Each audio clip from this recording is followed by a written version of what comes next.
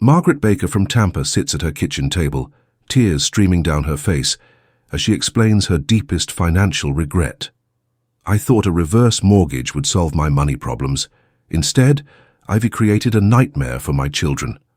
The home I hoped would be their inheritance will be sold to pay off a debt that is now larger than what the house was worth when I took out the loan. My legacy isn't security, it is a burden." What if the financial solution you're reconsidering today becomes your most painful regret tomorrow? What if the decision you make to improve your retirement comfort ultimately destroys the most valuable asset you hoped to leave your children and grandchildren? For millions of American seniors, a reverse mortgage appears to be a miraculous financial solution. Persuasive advertisements promise the ability to access home equity built over a lifetime as a tax-free income source, all without making monthly mortgage payments. For retirees who are house-rich but cash-poor, the idea of eliminating financial worries while aging comfortably in their own homes is incredibly appealing. Yet behind this seductive promise lies a complex and often painful reality that leads to profound regret. While various pitfalls exist, including high fees and foreclosure risk, research and anecdotal accounts point to one primary, deeply emotional reason why retirees regret a reverse mortgage: the unintentional destruction of the family inheritance and the financial and emotional burden placed on their heirs. This regret isn't about spreadsheets or interest rates, it's about legacy. It is the painful realization that the solution to short-term cash flow problems came at the cost of the primary asset they hoped to pass on to their children and grandchildren, transforming a symbol of a lifetime of hard work into a source of stress, debt, and loss for those they love most. To understand the root of this regret, it is crucial to understand how a reverse mortgage fundamentally works opposite to a traditional mortgage. Instead of equity growing each month, it systematically decreases. This process is often faster and more aggressive than homeowners anticipate. With a traditional mortgage, each monthly payment reduces the principal balance and increases the homeowner's equity. A reverse mortgage does the opposite. The homeowner doesn't make payments to the lender makes payments to the homeowner or provides a line of credit.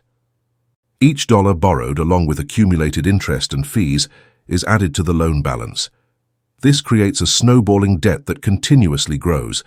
Compound interest isn't charged just on the money the homeowner receives, but also on already accumulated interest and fees added to the loan. This means the loan balance can increase at an exponential rate. As the loan balance increases, the homeowner's equity, the difference between the home's value and what is owed, decreases. Over many years, it's common for the loan balance to consume most, if not all, of the home's equity. Lenders often promote the non-recourse feature of the loan, which guarantees that the borrower or their heirs will never owe more than the home's value at the time of sale. While this protects heirs from inheriting a debt that exceeds the asset's value, in practice, it often means the heirs inherit nothing. The non-recourse clause doesn't preserve equity. It simply caps the debt at 100% of the equity value, ensuring the lender can claim up to the entire value of the home to satisfy the loan. William Chen from Boston discovered this harsh reality too late. The reverse mortgage salesman emphasized we could stay in our home for life without payments. What he downplayed was that our children would likely lose their inheritance completely. The loan balance grew so quickly that after just 8 years, it had consumed nearly all our equity. Our daughter had always dreamed of raising her family in this house someday. Now that dream is impossible. The true weight of reverse mortgage regret manifests when the last surviving borrower dies or permanently moves from the home. At this point, a maturity event is triggered, and the loan becomes immediately due and payable in full. This is where heirs face a set of difficult, urgent choices that can shatter family financial security. In our next section, we'll explore the practical strategies to protect your legacy and examine exactly what happens to heirs when confronted with a reverse mortgage, a ticking clock that starts at the worst possible time, forcing critical financial decisions during a period of grief and emotional vulnerability. Soon after the borrower's death, heirs receive an official notice from the lender stating that the total loan balance, principal, accumulated interest, and all fees must be paid immediately. Heirs typically have just 30 days to respond and approximately 6 months to resolve the debt, although extensions up to a year may be possible if they were actively trying to sell the home or obtain financing. This tight deadline adds immense financial pressure to an already emotionally draining period. James Wilson from Raleigh discovered this harsh reality after his father's passing. We were still planning the funeral when the certified letter arrived. Suddenly we had to make major financial decisions while grieving. The lender's clock was ticking, and we felt completely unprepared. When confronted with this debt, heirs have essentially 3 painful paths, each with its own difficulties. First, they can keep the home by paying the debt. To retain the family home, heirs must pay either the total reverse mortgage balance or 95% of the home's current appraised value, whichever is less. For most families, raising hundreds of thousands of dollars in a short period is financially impossible. The only realistic option is obtaining a new traditional mortgage for the property, which depends on their own credit and financial situation. Often, heirs don't qualify or can afford the payments, making this option unfeasible. Second, they can sell the home to pay the debt. This is the most common resolution.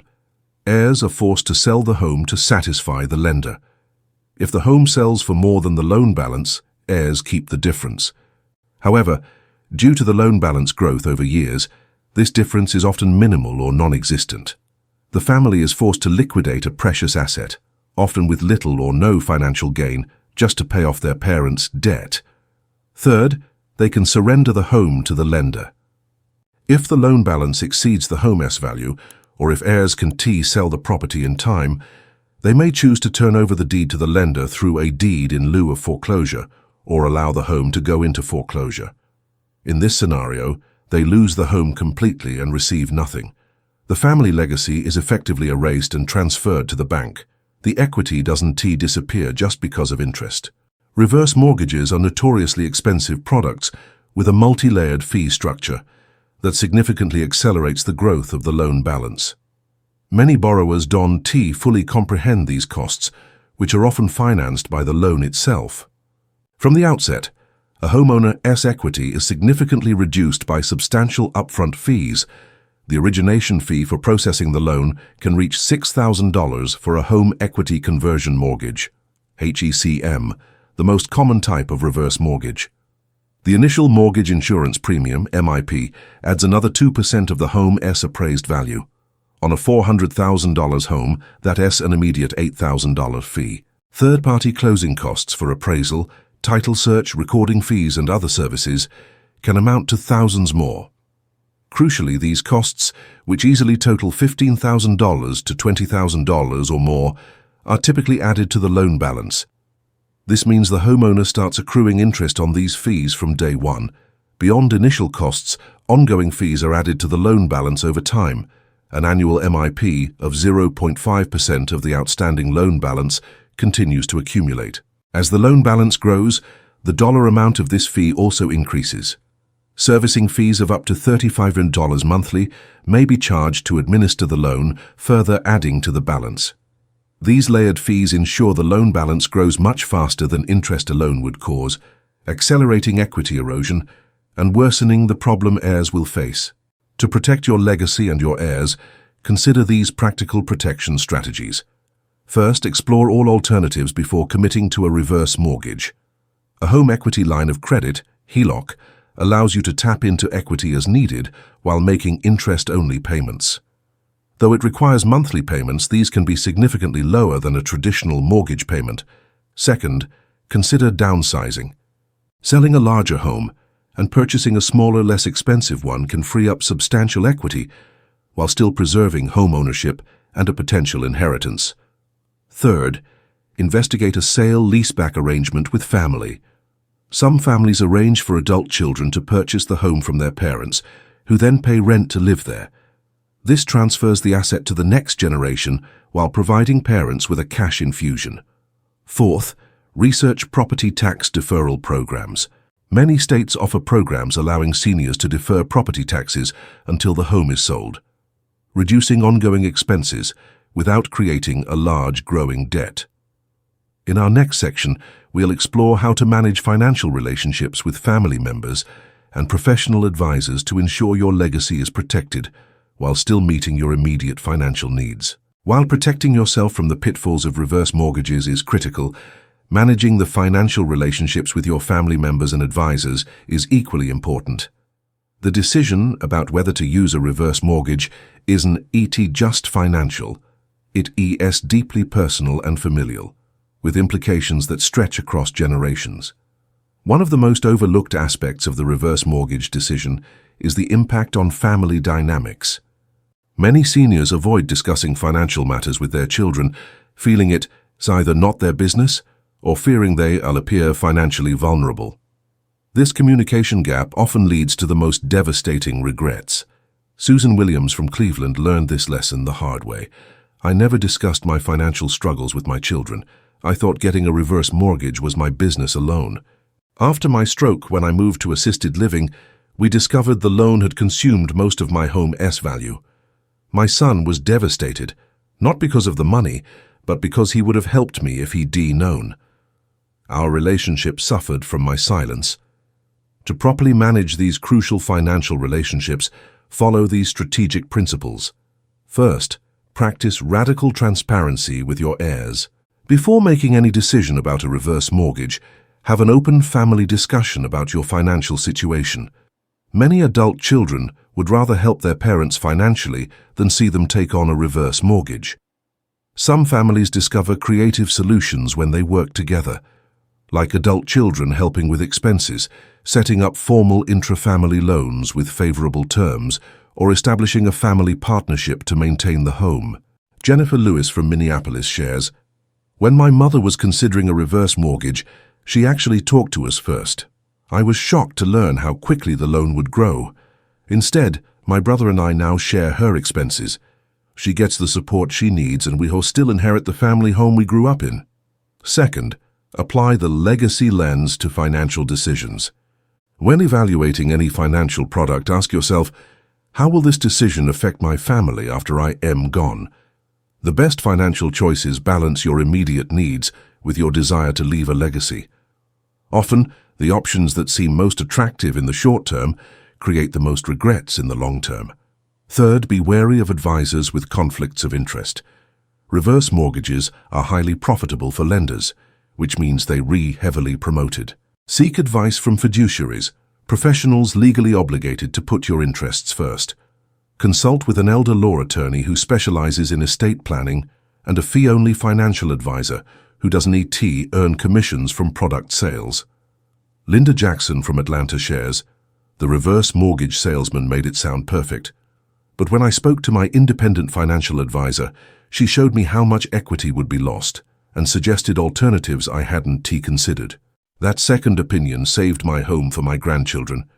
Fourth, create a formal family financial plan. If your adult children will be helping with expenses, document the arrangement. Is it a gift? A loan? Will it affect inheritance distribution? Clarity prevents future family conflicts and ensures everyone understands their responsibilities and expectations. Fifth, don't view retirement in isolation. The traditional view of retirement as a solitary financial journey leads to isolation and poor decisions. Instead, think of retirement planning as a family enterprise where multiple generations can benefit from strategic cooperation. Richard Taylor from Denver implemented this approach. "Instead of a reverse mortgage, my daughter purchased my home at fair market value with traditional financing, and I now rent it back from her at below market rates. I received a lump sum to fund my retirement. She got a solid investment property with a reliable tenant, and the home stays in the family." For those already with a reverse mortgage who are experiencing regret, some damage control may still be possible. Consider paying down the loan balance with any available funds to slow the equity erosion. Refinancing into a new reverse mortgage with better terms might help in some situations. Most importantly, have the difficult conversation with your heirs now, so they can prepare financially and emotionally for what's coming. In our final section, we'll examine an integrated approach to meeting your financial needs while protecting your legacy, and provide actionable steps to make better decisions that you won't regret. The best protection against reverse mortgage regret is an integrated approach that addresses your immediate financial needs while preserving your legacy. Rather than viewing a reverse mortgage as a simple yes or no decision, consider it within a comprehensive system that incorporates multiple financial strategies and family resources. This integrated approach starts with a clear-eyed assessment of what matters most to you. David Martinez from Seattle explains how this perspective changed his decision. I realized my home wasn't just a financial asset. It was the center of our family gatherings for decades.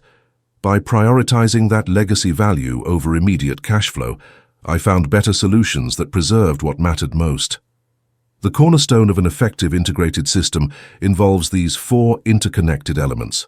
First, prioritize income optimization before tapping home equity. Many seniors haven't maximized their income sources. Ensure you're receiving all benefits you're entitled to, from optimizing Social Security claiming strategies to veterans benefits, utility assistance programs, property tax relief, and Medicare savings programs. A surprising number of seniors leave thousands of dollars on the table each year by not claiming available benefits. Joseph Rodriguez discovered this firsthand. Before considering a reverse mortgage, I worked with a benefits counselor who found I qualified for property tax exemptions and energy assistance programs I never knew existed. These savings reduced my monthly expenses by $380, eliminating the need to tap my home equity. Second, implement a staged liquidity strategy. Rather than viewing your retirement resources as separate buckets, create a coordinated withdrawal strategy that uses the right assets at the right time. Start with liquid assets like savings accounts, then tax-advantaged accounts, and use home equity as a last resort, not a first option. Third, right-size your housing strategically. Many seniors live in homes larger than they need or can comfortably maintain. Consider downsizing as a proactive choice rather than a last resort. The ideal timing for downsizing is when you are young and healthy enough to manage the transition smoothly. This can free up equity, reduce expenses, and create a more manageable living situation, all while preserving a portion of your real estate wealth to leave as inheritance. Fourth, establish a family financial council. Create an ongoing forum for family financial discussions that meets regularly, not just during crises. This council can coordinate resources, identify problems early, and implement solutions before drastic measures like reverse mortgages become necessary. The Thompson family from Portland implemented this approach successfully. We meet quarterly to discuss Mom's finances. When her furnace needed replacement, we identified the issue early and coordinated family contributions rather than having her take on debt. These regular check-ins prevent small issues from becoming emergency financial decisions. For those still considering a reverse mortgage despite the risks, follow these critical protective steps. Only use a reverse mortgage for immediate essential needs, never for luxuries, investments, or gifts to others. Work with an independent elder law attorney to review all documents before signing. Consider a single-purpose reverse mortgage from a credit union or state program instead of an HECM, as these often have lower fees and interest rates. Take the smallest loan amount necessary, preferably as a line of credit rather than a lump sum, to minimize interest accrual. If possible, make voluntary payments to reduce the loan balance and slow equity erosion. The deepest regret associated with a reverse mortgage isn't about the financial mechanics. It's about the failure to understand how this decision affects an entire family's future. The marketing focuses exclusively on the borrower's immediate benefits while minimizing or ignoring the generational costs. Barbara Nelson from Minneapolis reflects, if the reverse mortgage commercial had shown my children selling my home of 40 years while still grieving my loss, I never would have signed those papers. The short-term relief wasn't worth the long-term family pain it caused. If you've found value in this analysis of reverse mortgages, please help others make informed decisions by liking this video and subscribing to our channel. We are committed to providing straightforward, strategic financial advice that helps protect your retirement and your legacy. In the comments below, share your experience with reverse mortgages or questions about alternatives we can address in future videos. Remember, the most important financial decisions aren't just about solving today's problems. They are about protecting tomorrow's legacy and ensuring your lifetime of hard work creates security for generations to come.